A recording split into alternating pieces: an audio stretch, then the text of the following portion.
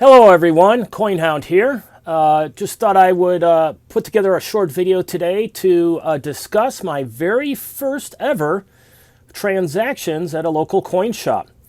As you may know, I've been stacking since March. When I began stacking, a lot of the coin shops in my area, basically all of them, were shut down due to the virus. And so basically, getting my stack off the ground, making my early purchases, all of that for me had to be done online. And as I've been watching various YouTube videos, I've been intrigued by the experiences people have had at their local coin shops, the relationships they've developed with them. Many stackers encourage one to make sure they have a good relationship with their local coin shop so that they can buy and sell conveniently and when needed. So I knew at some point I had to track down a coin shop, get in there and check it out and see what that was all about. So I finally got around to that this week, and that's what I'm going to look at in this video here. As always, if you like the video, please hit the like button. Really need subscribers. Please subscribe. I'm a new channel. Every subscription is hugely appreciated and helps. And if you really want to go above the call of duty, hit that notification button, hit that bell, and you'll get notification when my new videos pop up.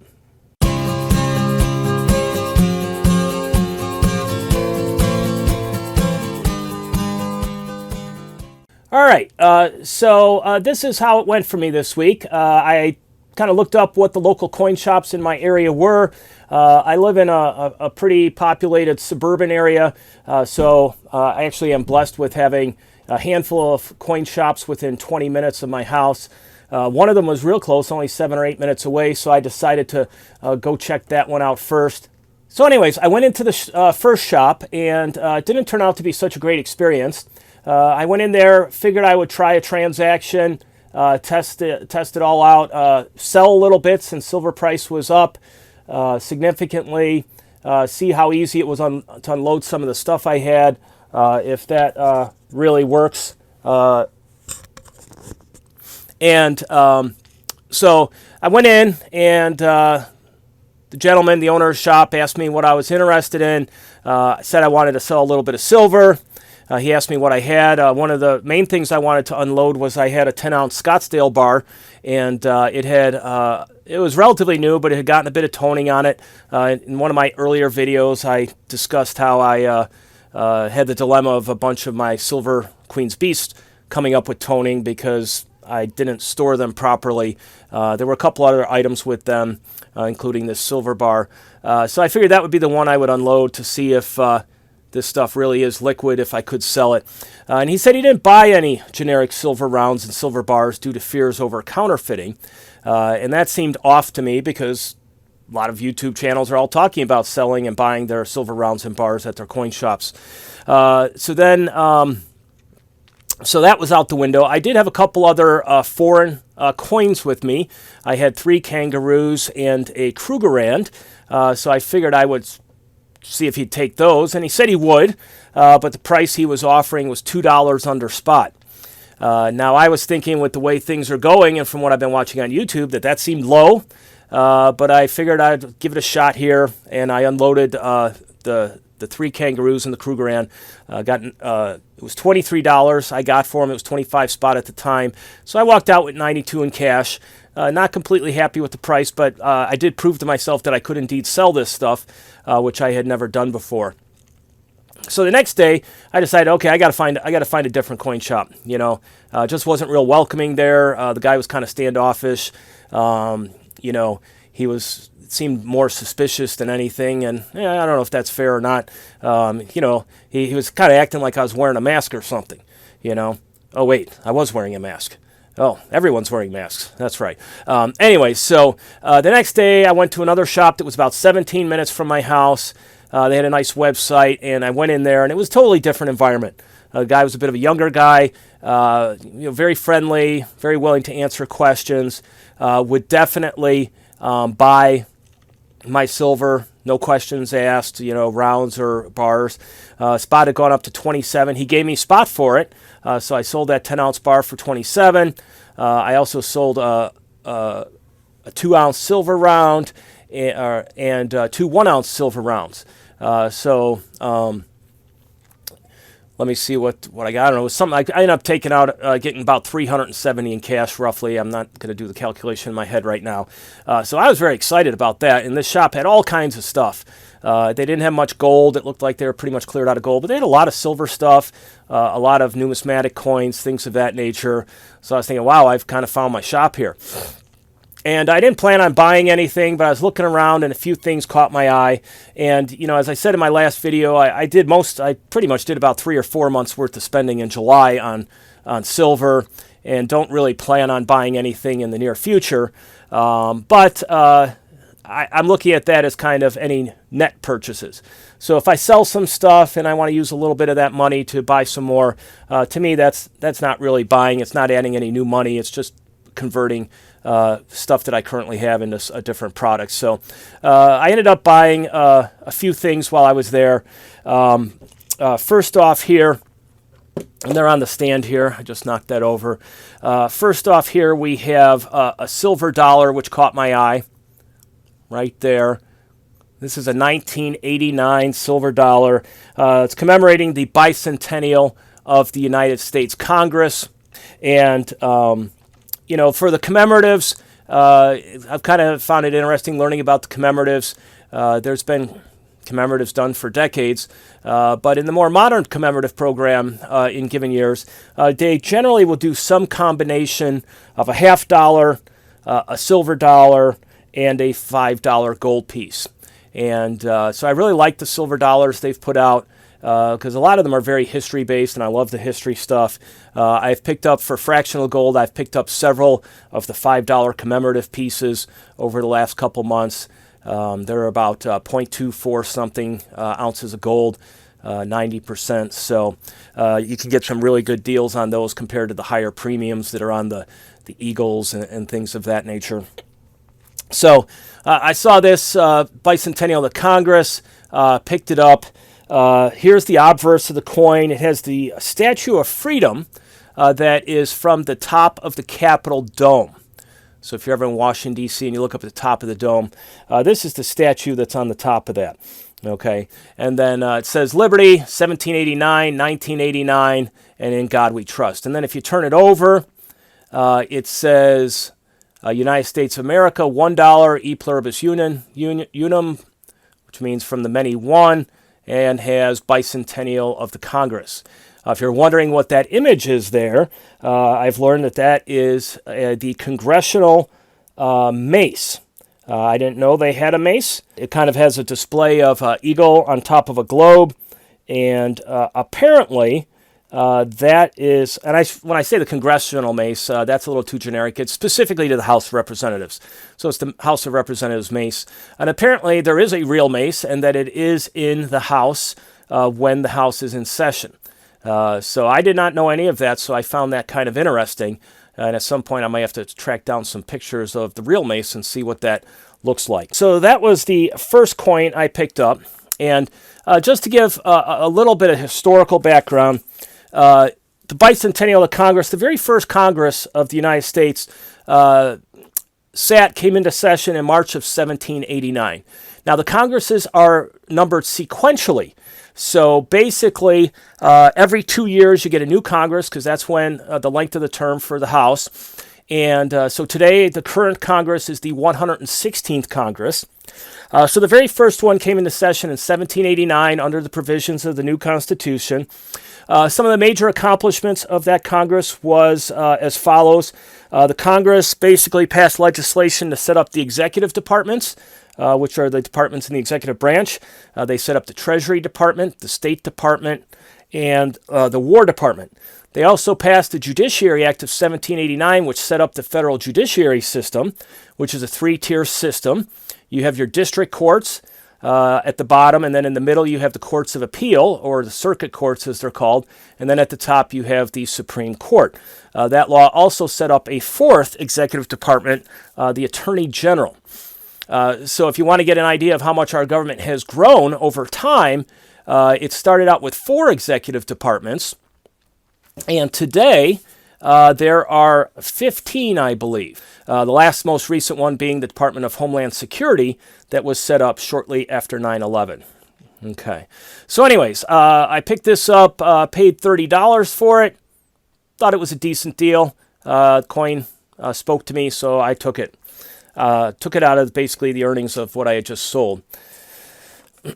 Now, the next coin was a $50 right here.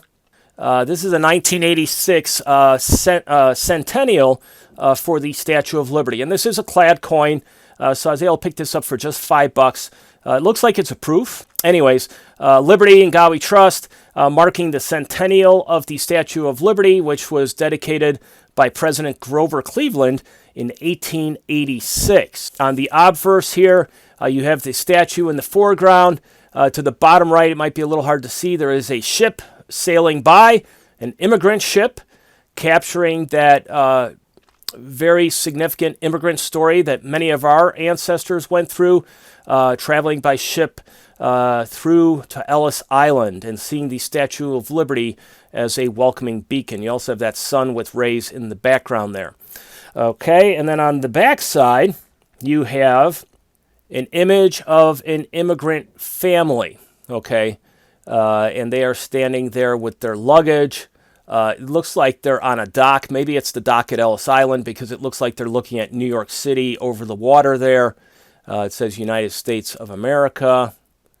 Having a little trouble with my focus here. $50, E pluribus unum. So just a neat image. My family did not actually come to the United States until the middle of the 20th century, but I did have a great-grandfather and great-grandmother who did come through Ellis Island and stay in the United States for a little while, and then they went back to Ireland. So I do have a bit of a family connection to Ellis Island, and so that's a pretty neat coin. Now, just a little bit more background on the Statue of Liberty. The Statue of Liberty was a gift of the nation of France to commemorate the friendship between the United States and France.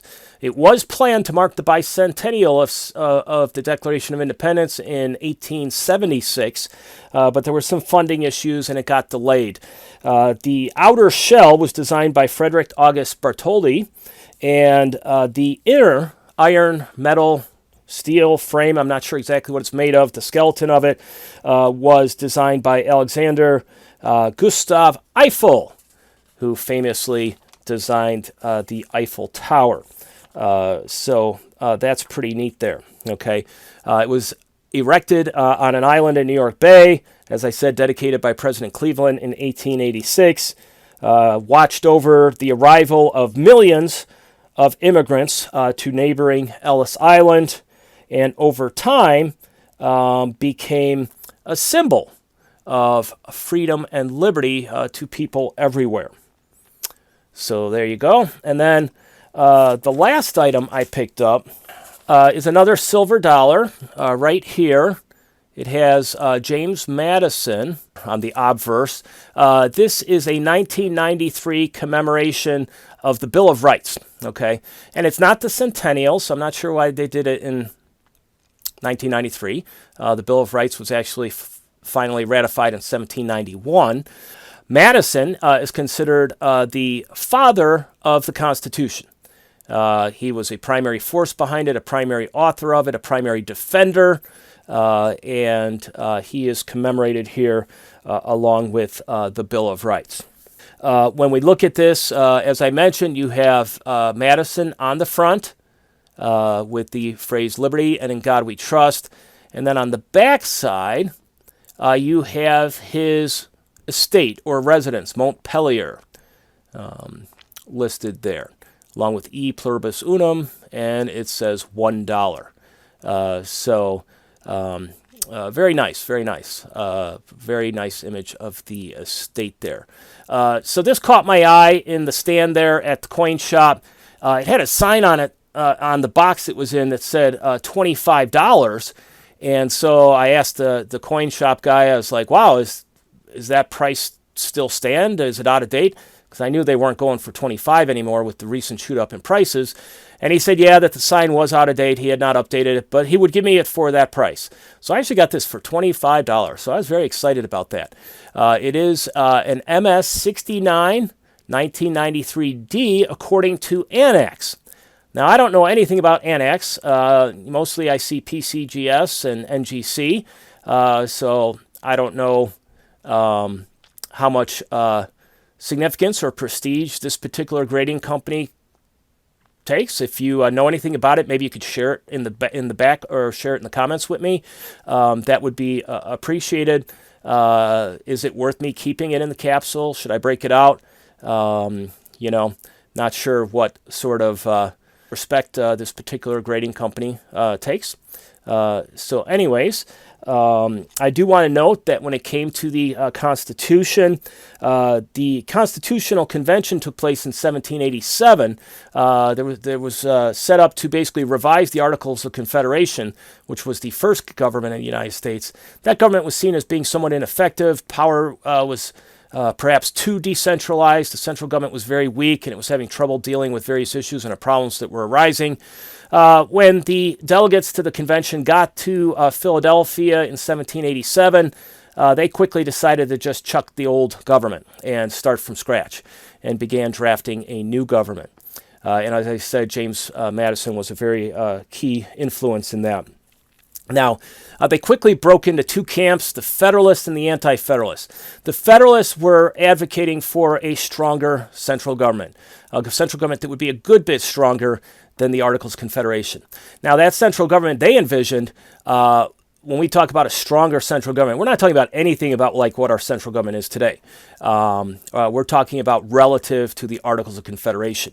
Over the course of the history of the United States, one of the developments has just been a steady increase in the centralization of power in the United States, in the federal government in Washington, D.C. And I know that there's many in this stacking community that aren't really comfortable with that development over time. So anyways, the Federalists, the primary Federalists, or I should say the leading and most influential Federalists were Alexander Hamilton, John Jay, and James Madison. And they wrote a series of essays called the Federalist Papers that defended the Constitution. Those essays are fascinating reading. If you really want to learn about the Constitution, you could dive into those. Incredibly intelligent discussion, pulling on political philosophy, pulling on history, going back to democratic governments or republics in Rome and in Greece, analyzing their strengths and weaknesses. So quite an amazing body of work there, a whole series of dozens of essays. Now, the other faction was the Anti-Federalists. They did not feel comfortable with centralized power. They did not like the extent to which the new Constitution was going to centralize power in the new federal government. The key figures in this movement were Patrick Henry and Sam Adams. And that's not surprising because they were two of the most outspoken and radical revolutionaries who decried the centralized power of the British government. Their group also issued some competing essays to the Federalist Papers. These essays are called Letters from a Federal Farmer, which called for defense of a more decentralized approach. Those letters are believed to have been written by Richard Henry Lee, but it looks like there's at least a little bit of uncertainty as to whether that is totally the case. Now, when we think of the Constitution today, especially many of us who admire the Constitution, it may be hard to imagine that back at the time they were putting it together, it was hugely controversial. Tremendous amount of argument and debate and discussion. Many not happy with the Constitution. The Constitution, as it was originally shaped up, they could not get the 3/4 vote they needed of the states. They needed 9 of 13 to vote in favor of it, and they could not get those votes. So what Madison and others did was recognizing there had to be a compromise.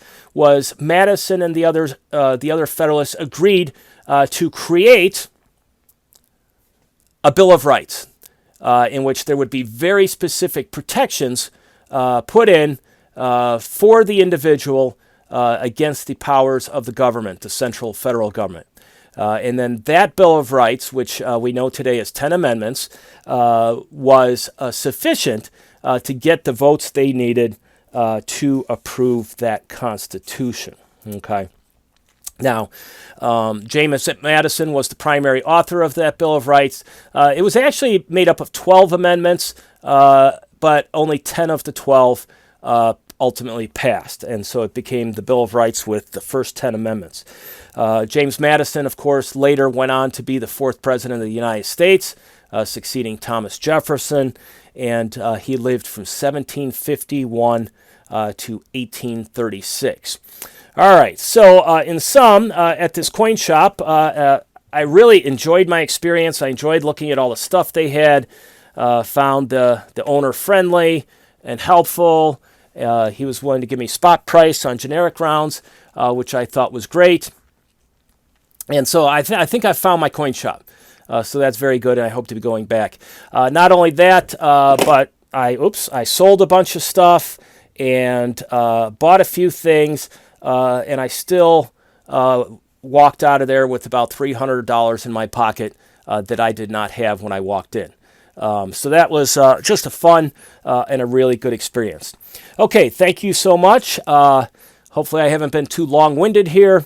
Appreciate all your support. Just a reminder, like, subscribe, share your comments. Anyways, thanks so much.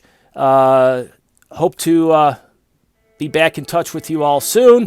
Have yourselves a great day. CoinHound here signing off.